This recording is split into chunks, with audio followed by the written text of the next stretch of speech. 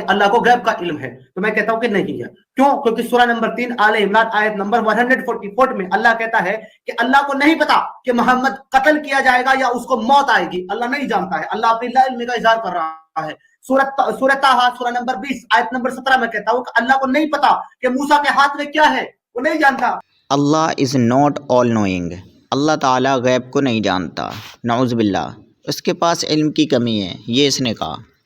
اس نے سورہ آل عمران کی آیت 144 پیش کی.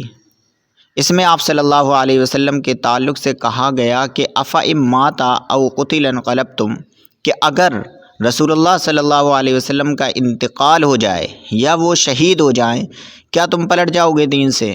تو اس کا یہ کہنا تھا کہ دیکھو اس میں لکھا ہوا ہے کہ اللہ تعالیٰ نہیں جانتا. اب آپ لوگ خود اس آیت کو دیکھ لیں کہ اس میں کہاں لکھا ہوا ہے کہ اللہ نہیں جانتا. اب جب اس سے پوچھا گیا کہ کہاں لکھا ہوا ہے تو کہا کہ اف اینڈ بٹ کے ساتھ جو گفتگو ہوتی ہے اس کا مطلب ہوتا ہے کہ بولنے والا اس کو نہیں جانتا. میں آپ کو بتا دوں، using of and but not informing something اور questioning are not the evidence of ignorance, کہ اگر کسی کلام میں اگر مگر کا استعمال ہے یا کوئی متکلم کوئی چیز نہیں بتا رہا ہے یا کچھ سوال کر رہا ہے تو یہ ساری چیزیں اگنورینس کی دلیل نہیں ہے. میں اس کی مثال دیتا ہوں. قرآن کریم کہتا ہے کہ انا ہدیناہ السبیل اما شاکرا و اما کفورا، کہ ہم نے رستہ بتلا دیا. اب چاہیں اب دیکھیے یہاں پر اف اینڈ بٹ کا استعمال ہو رہا ہے. اما شاکرن، یا تو شکر کرنے والے بن جاؤ، و اما کفورا، یا انکار کرنے والے بن جاؤ.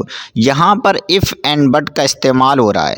کیا اس سے یہ ثابت ہو رہا ہے کہ اللہ تعالیٰ نہیں جانتا؟ اسی طریقے سے اس نے یہ کہا کہ رسول اللہ صلی اللہ علیہ وسلم نے یہ پوچھا کہ قیامت کب آئے گی، قیامت کب آئے گی. اللہ تعالیٰ نے بتا کر نہیں دیا. کسی چیز کو نہ بتلانا اس بات کی دلیل نہیں ہے کہ جو نہیں بتا رہا ہے وہ اس کو نہیں جانتا. اسی طریقے سے اس نے کہا کہ حضرت موسیٰ علیہ السلام کے بارے میں اللہ تعالیٰ نے کہا وما تلک بیمینک یا موسیٰ، کہ تمہارے ہاتھ میں کیا ہے. تو اللہ تعالیٰ کو پتہ ہی نہیں تھا کہ حضرت موسیٰ علیہ السلام کے ہاتھ میں کیا ہے. یہ بات اس قدر بچکانہ آرگومنٹ ہے، کیونکہ جب آپ کسی سے کوئی سوال کرتے ہیں تو سوال کرنے کا مطلب ہمیشہ یہ نہیں ہوتا کہ آپ یہ جاننا چاہتے ہیں کہ وہ چیز کیا ہے.